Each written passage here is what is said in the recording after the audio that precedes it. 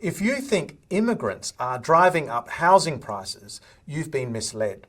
The real causes are hidden in policy, planning, and money supply, and they're far more powerful than immigration. Let me show you what's actually going on.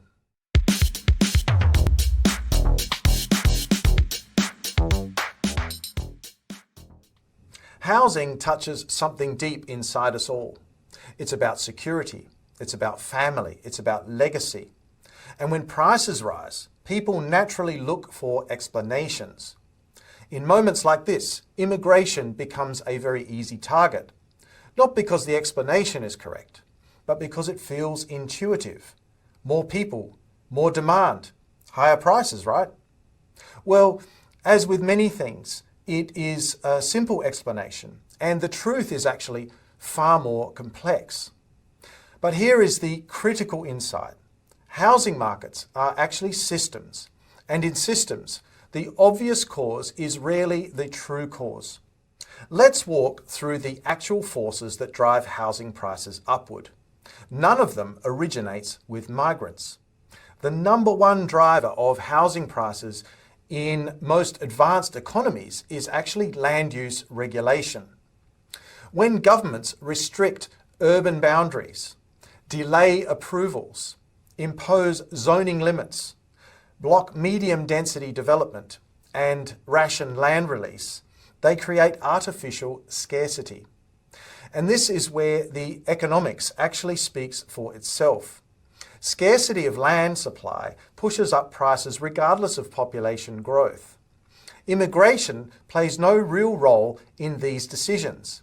Government does. Milton Friedman said it very simply. Inflation is always and everywhere a monetary phenomenon.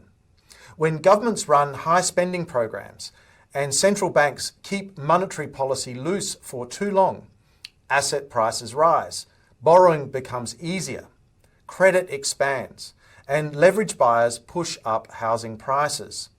This is the point almost everyone gets wrong. This has absolutely nothing to do with immigration. This is macroeconomic policy, and that is the responsibility of the government. This is the technical side almost nobody talks about. Housing supply is constrained by skill and labour shortages, regulatory standards that are sometimes set by industry associations, union rules governing labour allocation, training pipeline failures, construction cost inflation, and slow-moving approval ecosystems. These are internal domestic bottlenecks. They don't really have anything to do with immigrants. And here is what most people actually miss. Immigrants actually relieve those pressures by filling things like trade shortages. Large institutional investors, real estate investment trusts, and cross-border funds also play a role in price dynamics. These kinds of investors seek yield, and real estate is a stable asset class. And this might be a statement of the obvious to many, but this force exists regardless of immigration levels. When you place all of this together, the logic actually becomes clear. It is governments that restrict land supply.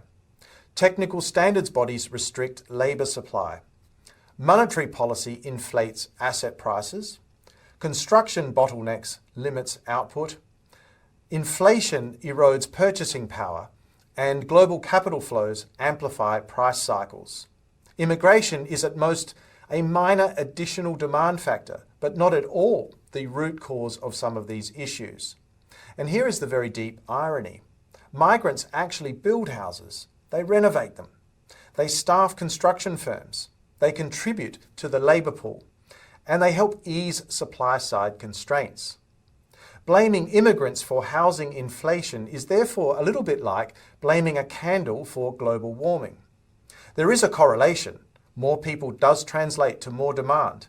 But causation lies overwhelmingly in policy and market structure.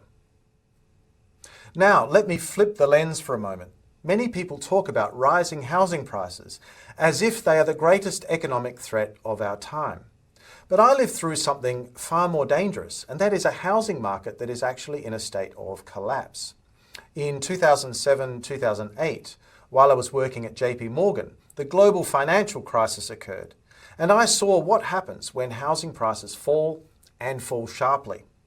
When the subprime mortgage crisis spread through the United States and then eventually the global financial systems, banks collapsed, credit markets seized, pension funds evaporated, unemployment surged, entire neighbourhoods were abandoned, foreclosures destroyed families, and confidence was shattered. It wasn't a crisis of high housing prices. It was a crisis of falling housing prices. And this is the structural issue we should be looking at. Housing deflation is far more dangerous than housing inflation. Because when debt is involved, and modern housing markets do actually run on debt, falling prices can devastate an entire economy. So, when people say we need housing prices to fall dramatically, they might not actually realise. Be careful what you wish for.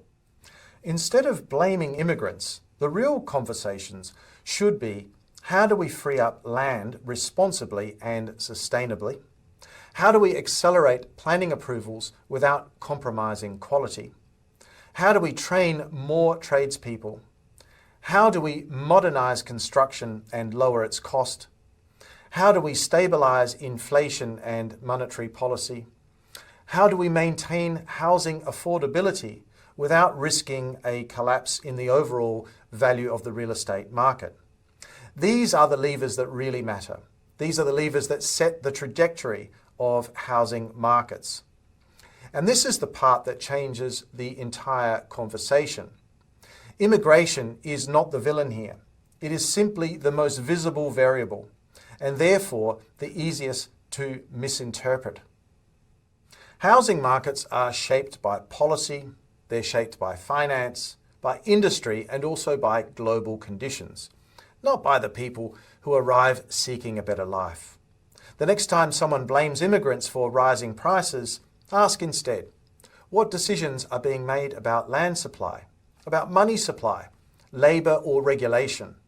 Because those decisions shape the housing market far more than any migrant ever could.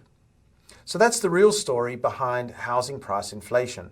Not the headlines, not the blame game, but the structural forces that actually shape the cost of living. Immigration isn't the driver. It's a distraction. The real levers actually sit with policy, with planning, with money supply, and also with labour, and how we actually build our cities. I'd really like to hear your perspective on this.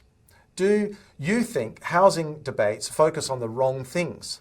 Have you seen planning constraints or construction bottlenecks in your own city? And what solutions do you think governments should actually be prioritising here? Share your thoughts in the comments section below. I really appreciate the insights that come through from this community. Thanks for watching today, and I look forward to seeing you in the next video. Bye for now.